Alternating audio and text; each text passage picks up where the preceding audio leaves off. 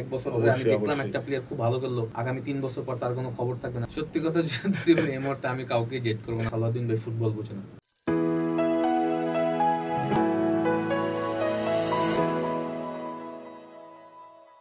স্বাগতম সকলকে স্পোর্টস 24/7 এর ঈদ স্পেশাল আড্ডা, ঈদ আড্ডায়। ঈদ মুবারক জানাই প্রত্যেকজন দর্শক যারা এই শোটি দেখছেন। আর আজকে আমাদের মাঝে এমন একজন আছেন যিনি হচ্ছে এই বাংলাদেশের কৃতি সন্তান। বাংলাদেশ ন্যাশনাল টিমকে ইন্টারন্যাশনাল পর্যায়ে অনেকবার রিপ্রেজেন্ট করেছেন তিনি, এবং এখন অবধি বাংলাদেশের সবচেয়ে হাইয়েস্ট গোল স্কোরের তালিকায় দ্বিতীয় স্থান দখল করে রেখেছেন। শুধু তাই নয়, বাংলাদেশের হয়ে তিনি রানার্স আপ ছিলেন সাফের এবং জিতেছেন সাউথ এশিয়ান গেম। জি, আমি আর কারো কথাই বলছি না, যিনি এককালে বাংলাদেশকে উম্মাদ করে রেখেছিল তার এক নামে, যাকে এক নামেই সকলে চিনত, জাহিদ হাসান এমিলি। আসসালামু আলাইকুম ভাই, কেমন আছেন? আচ্ছা, আলহামদুলিল্লাহ ভালো। আপনি কেমন আছেন? আলহামদুলিল্লাহ ভাই। ভাই, প্রথমেই শুরু করি, ঈদ মোবারক, ঈদের শুভেচ্ছা। ঈদ মোবারক আপনাকেও, সবাইকে ঈদ মোবারক। ভাই, স্টুডিওতে আসতে খুব একটা সমস্যা তো হয়নি আশা করি? না, সমস্যা হয়নি, কারণ লোকেশন ইজি ছিল আর কি। যেহেতু তুমি আমার জন্য ওয়েট করছিলে, বেশ ভালোভাবে আসছি। না, অবশ্যই সেটা। ভাইয়া, যেহেতু আড্ডায় কথা হচ্ছে, ভাই একটু শুরু করে একটু নর্মাল কথা দিয়ে ভাই, যে ভাইয়া যে ফুটবল ক্যারিয়ার শুরু, এই শুরুটা আসলে ভাবে কিভাবে, যে ফুটবলটাকে ক্যারিয়ার হিসেবে কেন বেছে নিলেন ভাই? আমার জন্ম হলো 87 আর কি। 87 এর যেহেতু জন্ম, আমি বেসিক্যালি আমার আব্বার আর কি সবারই ইচ্ছে ছিল যে আমরা যারা ভাইয়েরা রয়েছি সবাই ফুটবল, মানে স্পোর্টস রিলেটেড হই আর কি, স্পেশালি ফুটবল গেমসটা যেন আমরা খেলি। কারণ আমার আব্বা গ্রামে প্রচুর ফুটবল খেলতেন, এবং আমার আব্বাকে বরিশাল, আমার বাড়ি যেহেতু পিরোজপুর, বরিশাল ওই অঞ্চলে, আমার আব্বাকে সবাই চিনতো, এক নামে চিনতো, অ্যাজ এ ফুটবলার হিসাবে। আমরা যেহেতু 5 ভাই, আমার বড় ভাই লিটন ভাই, তো ওই থেকেই শুরু। আসলে আমার বড় ভাইয়ের হাত ধরে আসলে ফুটবলের হাতে করে এটা আসলে আমাদের ভাইদের সবার, আমরা কিন্তু 5 ভাই ঢাকার প্রফেশনাল ফুটবলে খেলেছি। তো এটা একটা বড় প্রাইডের জায়গা যে একটা ফ্যামিলির 5 জন ভাই প্রফেশনাল ফুটবল প্লেয়ার হয়, ফ্যামিলি লেগেসিটা মেইনটেইন করা। তো ওইখান থেকে আসলে ওই আব্বার অনুপ্রেরণা প্লাস হইছে আমাদের ব্লাডে আসলে ফুটবলটা আসলে আমাদের ছিল। তো যার কারণে আসলে ফুটবল ছোটবেলা থেকেই খেলা। স্পেশালি আব্বার খুব ইচ্ছা ছিল, যেহেতু আমার অন্যান্য ভাইরা জাতীয় পর্যায়ে তেমন কোনো কিছু করতে পারেনি, বাট আমি যেহেতু গ্রামে অনেক ভালো খেলতাম, স্কুল ফুটবলে ভালো খেলতাম, ওনার ইচ্ছা ছিল যে আমাকে ঢাকাতে খুব তাড়াতাড়ি আনবে। যার কারণে উনি আমাকে 99 বিকেএসপিতে ভর্তি করে দিই ফুটবলে। তো ওই 99 বিকেএসপিতে ভর্তি হওয়ার পর থেকে আসলে আমার পিছনে তাকাতে হয়নি। আমি যতটুকুই খেলেছি ওই তারপর থেকে আসলে আমার ক্যারিয়ারটা স্টার্ট হয়ে যায় ফুটবলার হিসেবে। বাট বলতে পারেন যে আমাদের ফ্যামিলি হলো স্পোর্টস ফ্যামিলি। আচ্ছা ভাই, তার মানে এক কথা আমরা বলতে পারি যে ফ্যামিলি হেরিটেজ বা ব্লাড লাইন থেকে আসলে স্পোর্টসটা আপনাদের সাথে আছে। আচ্ছা ভাই, এই যে আপনি কিন্তু 99 যখনই বললেন যে শুরু করেছিলেন প্র্যাকটিস বা প্রফেশনাল ফুটবলই, এরপর কিন্তু ভাই জাতীয় দল অভিষেক করতে খুব বেশি একটা সময় আপনার লাগেনি। তো ভাই ন্যাশনাল টিমে যখন ডাক পেলেন ভাই, তখন এর অনুভূতিটা যদি একটু শেয়ার করতেন। দেখেন না, খুব মজার কিছু ঘটনা রয়েছে। সেটা হলো আমি যখন 99 বিকেএসপিতে ভর্তি হই, বিকেএসপির জার্নিটা খুব হার্ড জার্নি ছিল, কারণ তখন আমার বয়স 13-14 বছর আমি পা দিয়েছি, ক্লাস 7-এ ভর্তি হই আর কি। তো ওখানে তো আসলে প্যারেন্টস অ্যালাউড ছিল না, আমার আব্বা আমাকে ভর্তি করে উনি চলে আসছে। তো ওই সময় তো আসলে এত ফোন মোবাইল কোনো কিছুই ছিল না, প্রতিদিন কানেকশনের কোনো সুযোগ ছিল না। তো আমার আব্বা যেদিন আমাকে বিকেএসপিতে ফাইনালি রেখে আসে, মানে আমি খুব আসলে রাতের বেলা আমার আর ঘুম হচ্ছিল না, মানে গার্জিয়ান আব্বা আম্মা ছাড়া আমি তো আসলে কখনো স্বাভাবিক, যেহেতু ওটুকু একটা বয়স থাকেন, একদমই কম বয়স, আর ওই সময়টা তো কোনোদিন বাইরে একদিনও গিয়েও থাকিনি। তো হঠাৎ করে রাতে আমার খুব কষ্ট হচ্ছিল, নট অনলি মি, আমাদের ফ্রেন্ডস আমি সবাইকে দেখি সবাই খুব মন খারাপ করে আছে। বাট একটা সময় চিন্তা করলাম যে আব্বা যেহেতু এত কষ্ট করে ভর্তি করেছে, মানে ওই সময়টা আসলে একটা রিয়ালাইজেশনের জায়গাটা তৈরি হয়েছিল যে আমাকে এখান থেকে কিছু একটা করতে হবে।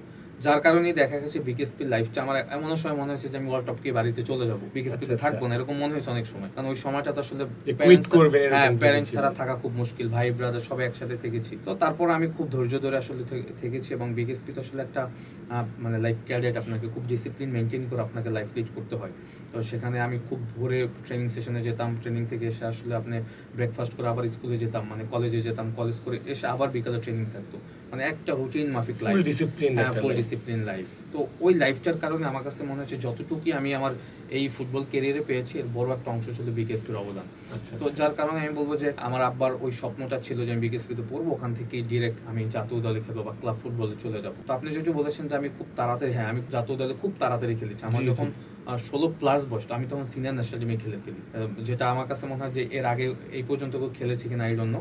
মানে আমি খুব তাড়াতাড়ি, এবং আমি আন্ডার 16 যখন খেলি, বিকেএসপি থেকে খেলি, তখন আমি 2002 সালে আমি তখন ব্রাদার্স ইউনিয়ন, ঢাকা যে ব্রাদার্স ইউনিয়ন ক্লাবে আমার বড় ভাই খেলতেন, উনি আমাকে আন্ডার 16 খেলার পরে আমি আন্ডার 20 খেলি, দেন উনি আমাকে পিক করে, তখন আমার বয়স মাত্র 16+, উনি আমাকে পিক করে ফ্রম ব্রাদার্স ইউনিয়ন। ওই ব্রাদার্সে খেলার পরে আসলে আমার প্রফেশনাল কেরিয়ার, হ্যাঁ কেরিয়ারটা দাঁড়িয়ে যায়। এবং 2005 সালে আমি আসলে সিনিয়র জাতীয় দলে খেলি, বাট এর আগে এস ভিত্তিক যে দলগুলি আছে সব জায়গায় আমি আগে খেলি। এবং এরপর তো আসলে এমএলএ নামটার আলোড়ন পড়ে যায় পুরো বাংলাদেশে, যে সব তখনকার যারা ইউথ ছিল আমরা সবাই কিন্তু এমিলি ভাই এমিলি ভাই এমিলি এমিলি ওনার খেলা দেখার জন্য সবাই একটা মানে উন্মাদ হয়ে থাকতো। না, যেটা হয়েছে যে এটা মানে এরকমের যে আমাদের দেশে তো আসলে যেটা হয় যে আপনি ফুটবল থেকে আসলে অন ফোকাস আসার একটা অন্যতম মাধ্যম হলো, আমি যেহেতু স্ট্রাইকার খেলতাম, আমি গোল করতাম, আমাকে পত্রিকাতে আসতো, আমার টিভিতে আসতো, মানে রেগুলার থাকতাম আর কি, নিউজে থাকতাম। যেটা হচ্ছে যে ক্লাব ফুটবল আমি রেগুলার গোল করতাম, এবং ওই সময় এত সোশ্যাল মিডিয়া ছিল না, বাট টিভিতে আমার নিউজটা আসলে রেগুলার আসতো, টিভিতে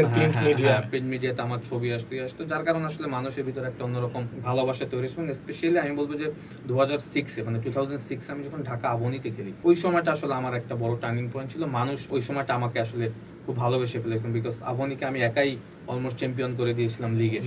আমি খুব ইয়ং ছিলাম, বাট আমি আবহনীর হয়ে তখন প্রায় 25 গোলের মতো করে ফেলি পুরো মানে সিজনে আর কি।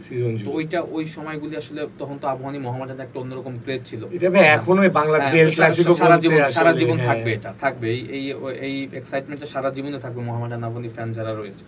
বাট ওই সময়টা আমার কাছে মনে হয় যে আমার একটা বড় ফ্যান বেস মানে আমাকে পছন্দ করা শুরু করে। আচ্ছা ভাই, এখন যেরকম আপনি বললেন যে স্ট্রাইকে খেলতেন বা এই যে গোল বা হেডলাইন্সে আসা, এটা হচ্ছে একটা বড় কারণ। অবশ্যই। তবে আপনার এমন কি কোনো গোল আছে যেটা অবিস্মরণীয় হয়ে আছে আপনার মধ্যে, বা এই গোলের পিছনে কোনো গল্প থাকলে যদি বলতেন আমাদের সাথে। আমার ফুটবল ক্যারিয়ারে ইন্টারন্যাশনাল ক্লাব ফুটবল মিলিয়ে প্রায় 200+ গোল আছে।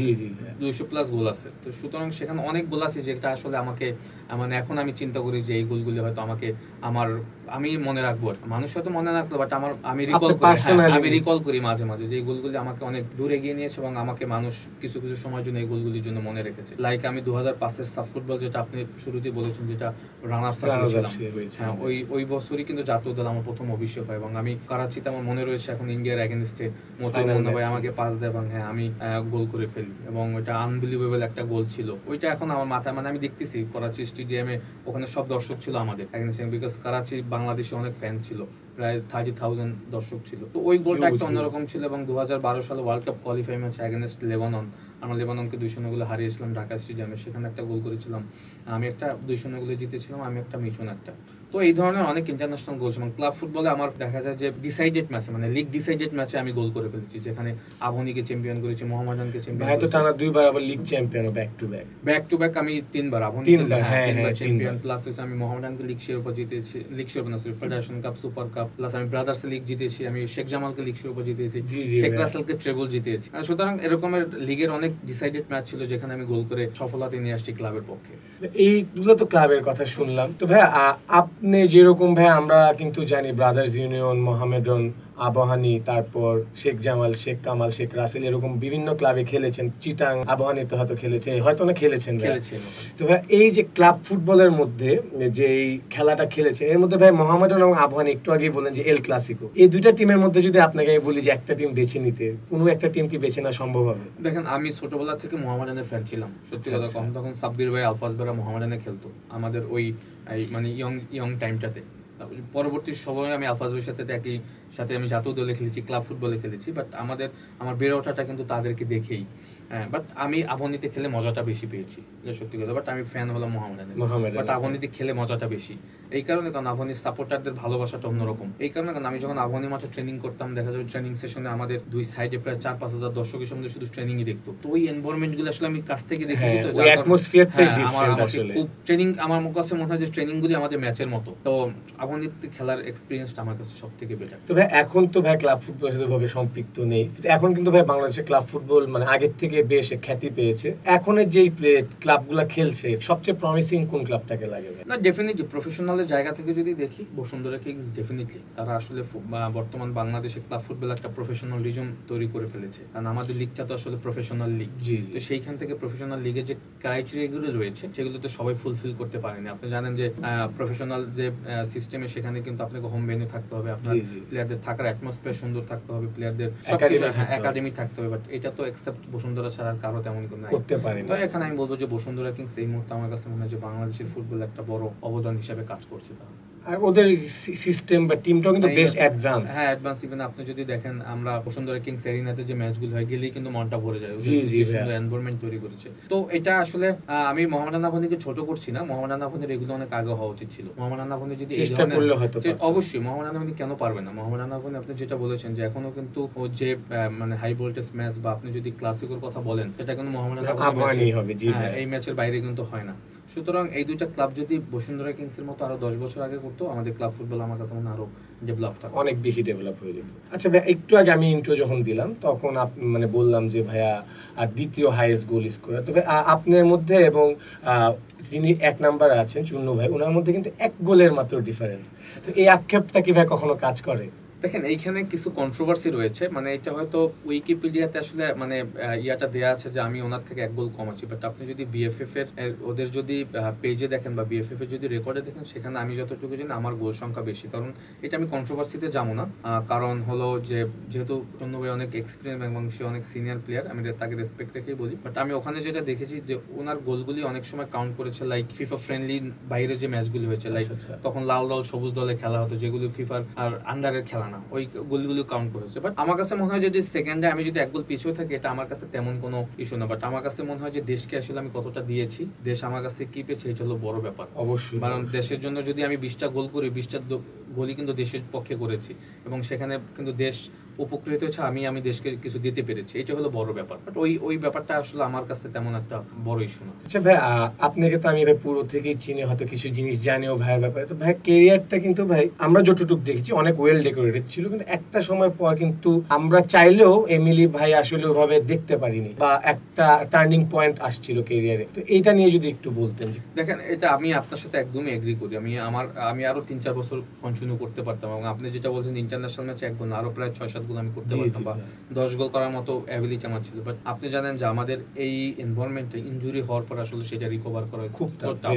আমি আসলে পরাপর 2টা ইনজুরিতে পড়ি 2017 এর দিকে গিয়ে, এবং সেটা আমি জাতীয় দলে থাকা অবস্থায়, এবং আমি একদম পিক ফর্ম যেখানে যেটাকে প্রাইম বলা যায়, ওই টাইমটাতে আমি আসলে আমার ডান পায়ের লিগামেন্ট ছিঁড়ে যায়, আমি সার্জারি করার পর আবার বাম পায়ের লিগামেন্ট ছিঁড়েছে। সুতরাং আপনার যখন 2টা বড় মেজর সার্জারি হবে, তখন আসলে কামব্যাক করে আবার আপনি যে ফর্মে খেলেছেন ওইটাতে খেলাটা খুব কষ্ট, যেটা আমার পক্ষে সম্ভব হয়নি। এবং আমি নিজেও চিন্তা করেছি যে আমি যতটুকুই খেলেছি ওই অবস্থায় যদি পরবর্তী সময় না খেলতে পারি, মানুষ আসলে আমাকে একসেপ্ট করবে না, যার কারণে আমি আসলে আস্তে আস্তে আর মানে তেমন একটা কন্টিনিউ করিনি। লিগে খেলেছি, বাট জাতীয় দলে আমি কোয়াইট করে ফেলেছি।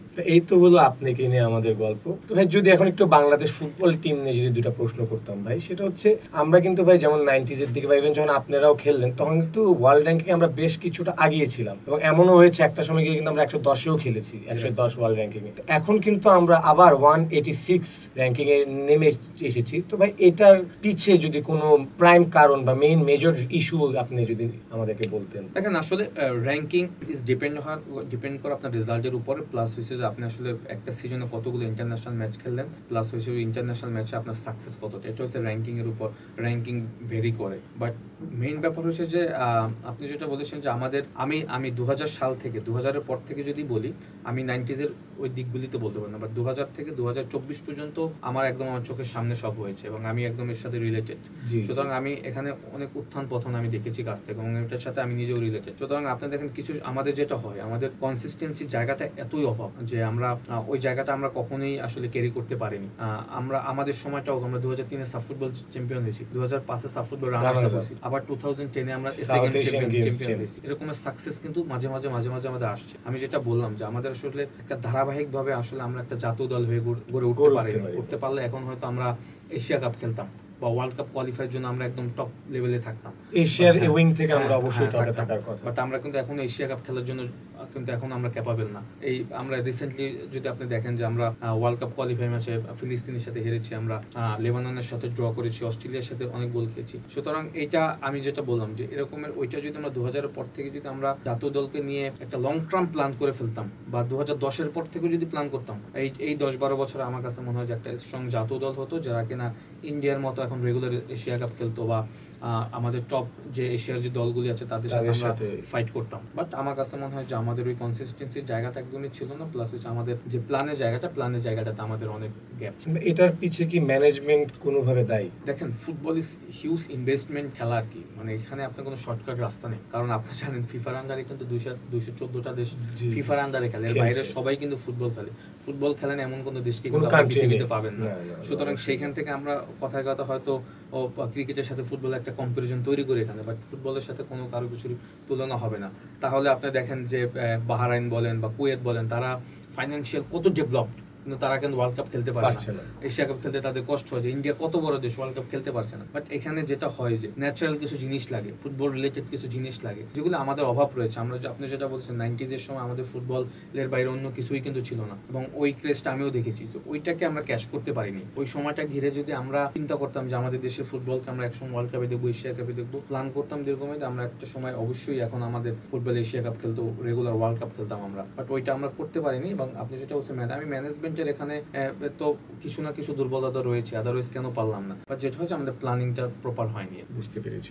তো এখন যে বাংলাদেশ ন্যাশনাল টিম, মানে 2024, 2023-24 বা আপনাদের পরের যে টিমটা, অ্যাকচুয়ালি এখন যারা খেলছে ওরা কিন্তু সবাই আপনাদের পরের জেনারেশন। এই টিমের মধ্যে আসলে আপনার যদি একটা ফেভারিট প্লেয়ার বা প্রমিসিং প্লেয়ার মনে হয়? না, ফেভারিট প্লেয়ার আমি আরো পরে বলবো, এখন এই মুহূর্তে আমি ফেভারিট প্লেয়ার বলবো না। ফেভারিট প্লেয়ার আপনি তখনই বলতে পারবেন যখন আপনি একটা প্রোটেশনাল প্লেয়ারকে আপনি সময় দিবেন এবং সে 10 বছর জাতীয় দলকে লং টার্ম সার্ভিস দিবে। আদারওয়াইজ 1 বছর পরে আমি দেখলাম একটা প্লেয়ার খুব ভালো খেললো, আগামী 3 বছর পর তার কোনো খবর থাকবে না, তাকে আমি ফেভারিট বলতে পারবো না। অনেক প্লেয়ারই আমাদের চোখের সামনে রয়েছে, রাকিব রয়েছে, Morsalin, he is very talented player, but very young, তাকে কিন্তু ক্যারি করতে হবে লং 10 ইয়ার্স, তাকে নার্চার করতে এবং তাকেই নার্চার করতে হবে। এটা আপনি আমি করে দিব না, আপনি আমি তাকে মেন্টালিটির একটা ব্যাপার, আমি আপনাকে তাকে সাপোর্ট দেব, বাট কাজটা কিন্তু মেইন কাজটা তার করতে হবে। তো তখন গিয়ে আমি হয়তো তার ফ্যান হয়ে যাবো, বা 10 বছর পর তাকে হয়তো বলবো যে ইজ লিজেন্ড, ইজ বাংলাদেশের পক্ষে কিছু করেছে, 20টা গোল করেছে, আইদার 50টা ইন্টারন্যাশনাল ম্যাচ খেলেছে। আদারওয়াইজ আপনি আসলে অনেক প্লেয়ারই আছে যারা রিসেন্টলি খুব ভালো করছে। গোলকিপার জিকুর কথা বলতে হয়, আমার কাছে মনে হয় যে লাস্ট 5-6 ইয়ার্স সে গোলকিপিং পজিশনটাকে একটা বড় অবস্থানে নিয়ে গেছে আফটার আমিনুল ভাই আমাদের। সুতরাং এই ধরনের প্লেয়ার রয়েছে, talented player. But talented player থাকলেই হবে না, তাদেরকে আমি মনে করি 10-15 বছর জাতীয় দলকে একটানা সার্ভিস দিতে হবে এবং দেশের জন্য কিছু কন্ট্রিবিউশন করতে হবে। 1 বছর করলে পরে আমি 2 বছর দেশকে কিছু একটা এনে দিতে হবে। 2 বছর পরে যদি সে সিনে না থাকে, তাকে কিন্তু কেউ মনে রাখবে না। এবং আমি মনে করি যে প্লেয়ারদের ভিতরে পটেনশিয়াল রয়েছে, তারা যদি তাদেরকে মেলে ধরতে পারে নেক্সট 10 ইয়ার্স, আমি মনে করি যে তাদেরকে বাংলাদেশের মানুষ মনে রাখবে। তো ভাইয়া এখন তাহলে এইগুলা তো অনেক সিরিয়াস কথা হলো ভাই, এখন একটু আমরা যাই, সামনে আসন্ন হচ্ছে কোপা আমেরিকা এবং ইউরোপ। তো ভাই আমরা কিন্তু জানি আপনি কোন টিমের নামটা বলবেন, তারপর ভাই জিজ্ঞেস করি কোপা আমেরিকা ভাই চ্যাম্পিয়নের জন্য সবচেয়ে স্ট্রং ক্যান্ডিডেট কাকে বলবেন? কোপা আমেরিকা হয় কি, কোপা আমেরিকাটা আসলে মানে একটা যখন টুর্নামেন্টটা শুরু হয় তখন আসলে প্রেডিকশন করা মুশকিল হয়ে যায় কে চ্যাম্পিয়ন হবে। দেখেন মাঝখানে চিলি চ্যাম্পিয়ন হয়ে গিয়েছে, আমরা জানি আর্জেন্টিনাকে হারিয়ে। সুতরাং কোপা আমেরিকা কিন্তু একটা ডিফারেন্ট টুর্নামেন্ট। বাট এই মুহূর্তে আমি একটু কনফিডেন্টলি বলতে পারি আর্জেন্টিনাকে নিয়ে, বিকজ রিসেন্টলি আর্জেন্টিনার যে পারফরমেন্স, আর্জেন্টিনা আসলে কোপা আমেরিকার একমাত্র মানে আমার কাছে মনে হয় যে চ্যাম্পিয়নের জন্য একদম সামনের দিকে থাকবে। ওদের রেকর্ড আসলে তাই বলে, রিসেন্ট রেকর্ড যদি দেখেন, কারণ আফটার স্কলনি একমাত্র সৌদি আরবের সাথে তারপর কিন্তু তারা কোনো ম্যাচ হারেনি। তো এটা কিন্তু আনবিলিভেবল সাকসেস। ওই প্যাটার্নে আর যদি খেলতে পারে এবারে কোপা আমেরিকাটা, এবং যদি প্লেয়াররা আমাদের সবথেকে বেশি যে জায়গাটা কনফিডেন্স দিয়েছে যে প্রত্যেকটা প্লেয়ার তার নামের উপরে পারফর্ম করে যাচ্ছে। অ্যাঞ্জেল ডি মারিয়া এখনো যেভাবে পারফর্ম করছে, এবং লিওনেল মেসি দেখবেন যে এখনো যেভাবে পারফর্ম করছে, age is just a number, তারা কিন্তু তাদের পারফর্ম কিন্তু তারা মাঠে করে যাচ্ছে। এবং কিছু ট্যালেন্ট প্লেয়ার আসছে আর্জেন্টিনা দলে, যদি ম্যাকেলিস্টারের কথা বলি, আমি যদি অ্যানজো ফার্নান্দেজের কথা বলি, তারা কিন্তু ডিপলের কথা যদি বলি, এবং আমরা তো জানি যে গোলকিপিং পজিশনে কে রয়েছে, এমি মার্টিনেজ। সুতরাং একটা দল, এত সুন্দর একটা দল, এবং কোচ রয়েছে একদম স্কোলানি, এত মানে ক্লিন মাইন্ডেড কোচ, যার আন্ডারে আমার মনে হয় যে দলটা এত বেশ ভালো করছে। তো আমার কাছে মনে হয় যে আর্জেন্টিনা বেশ সুযোগ রয়েছে, বাট আমি কাউকে ছোট করবো না, ব্রাজিলও বেশ ভালো করছে রিসেন্টলি, বাট আরো রয়েছে, উরুগুয়ে রয়েছে, চিলি রয়েছে, কলম্বিয়া রয়েছে। কিন্তু আমি যদি বলি ব্রাজিল উরুগুয়ে কম্বিনেশনটা এখন আসলে আর্জেন্টিনার মতো ওরা বসাতে পারেনি। না, তা তো অবশ্যই না। আর্জেন্টিনা তো আসলে আপনার ওই লাস্ট কোপা আমেরিকার পর থেকে এই পর্যন্ত তারা যে পারফর্ম করছে, তিন প্লে দেখা যায় প্রত্যেকটা ম্যাচে, এটা আনবিলিভেবল। এবং ওইটা যদি আর্জেন্টিনার সাথে যদি এই দলগুলি কম্পেয়ার করেন, সেখানে আমার কাছে মনে হয় যে অনেক জায়গায় গ্যাপ রয়েছে ব্রাজিল দলে, অনেক জায়গায় গ্যাপ। যদি আমরা রিসেন্ট দলগুলো যে দলগুলি রয়েছে কলম্বিয়া বা চিলি, মানে আমার কাছে মনে হয় যদি ধারে কাছেও এখন কেউ নেই। তবে কি মনে হয় লিওনেল মেসি কিরকম পারফর্ম করবে এই কোপা আমেরিকায়? লিওনেল মেসির সবথেকে বড় সংকট জায়গা ইনজুরি। ইফ হিজ আমার কাছে মনে হয় যে প্রপার যদি সে ফিট থাকে, আমার কাছে মনে হয় সে যেহেতু ইউএসএ তে খেলা আমরা জানি কোপা আমেরিকা, এবং সে এখন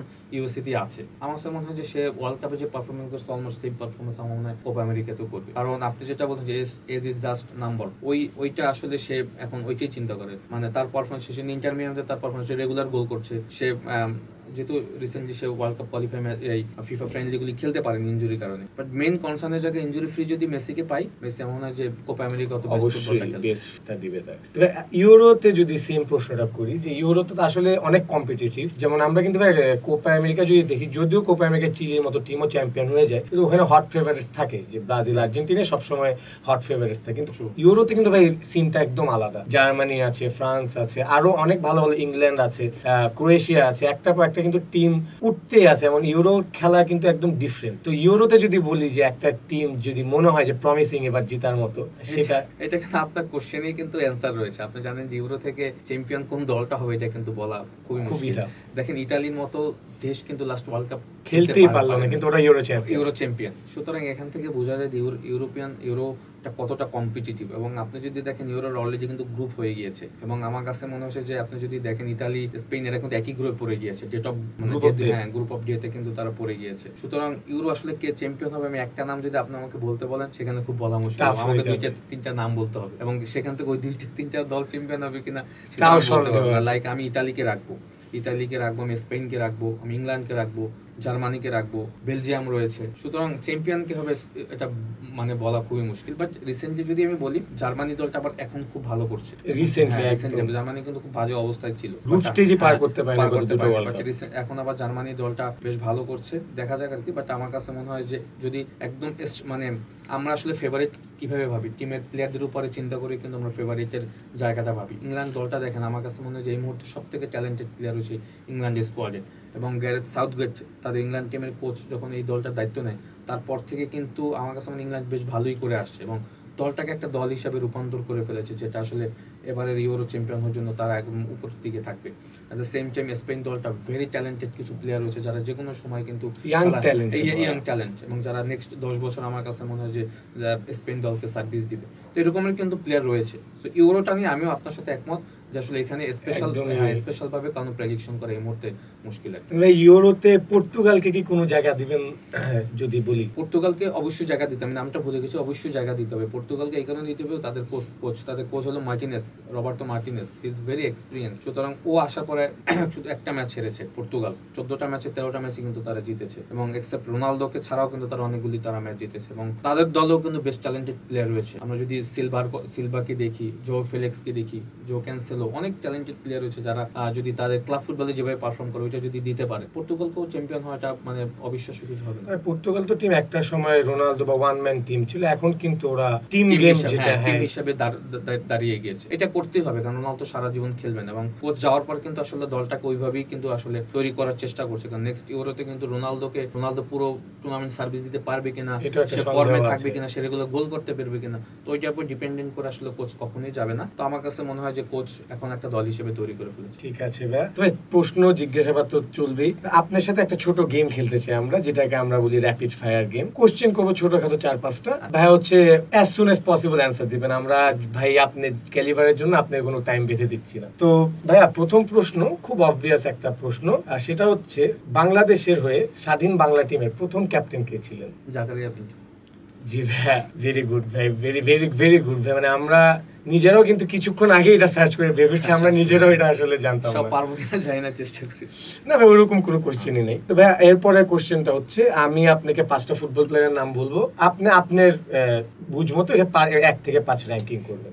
ভাই প্লেয়ারগুলো হচ্ছে Lionel Messi, Cristiano Ronaldo phenomenon, Pele, Maradona. Lionel Messi, second Diego Maradona, third Ronaldo phenomenon, Brazilian Ronaldo phenomenon Ronaldo, fourth Pele, 5 Ronaldo, Cristiano Ronaldo. তো এখন একটা প্রশ্ন করি ভাই, সিটটা একটু ধরে বসবেন, একটু মজার একটা প্রশ্ন আর কি। ভাইয়া মনে করেন জয়া হাসান, মাহিয়া মাহি এবং পরিমণি এই 3টা অপশন আপনাকে দিছে বা 3 জনে আপনাকে বিয়ে করতে চায়, ডেট করতে চায়, তো ভাইয়া কাকে ডেট করবেন এই 3 জনের মধ্যে? সত্যি কথা যদি বলি, এই মুহূর্তে আমি কাউকে ডেট করবো না, কারণ আমার ওয়াইফ আছে আমাকে আসলে মেরে ফেলবে আর কি। সুতরাং এই মুহূর্তে আসলে জি ভাই, বুঝতে পারছি। কারো প্রতি কোনো আগ্রহ থাকলেও সেটা আমার পক্ষে বলা সম্ভব না ভাই, আন্ডারস্ট্যান্ডেবল। আসলে অনেস্টলি অ্যানসার আমার কাছে। বউয়ের উপরে তো ভাই আর কিছু না, আমার বই আসলে আমার সব এরকমই ব্যাপারটা। ভাই এবার একটা প্রশ্ন চলে যায়, আমার থার্ড কোশ্চেন র্যাপিড ফায়ার রাউন্ডের। সেটা হচ্ছে ভাইয়া, বাফুফের প্রেসিডেন্ট হিসেবে কাকে দেখতে চান? আমি আমাকে দেখতে চাই ইন বাবু, ফিউচার, বাট যেহেতু ইনশাআল্লাহ। এটা সময় বলে দিবে, বাট একটু লং করে বলি, যেটা হচ্ছে যে আমার ইচ্ছা আছে ফুটবল ফেডারেশনে কাজ করা, বাট যেটা ইজ নট এ প্রেসিডেন্ট বা কোনো জায়গায়। বাট এই মুহূর্তে আমি সালাউদ্দিন ভাইকে প্রেফার করি।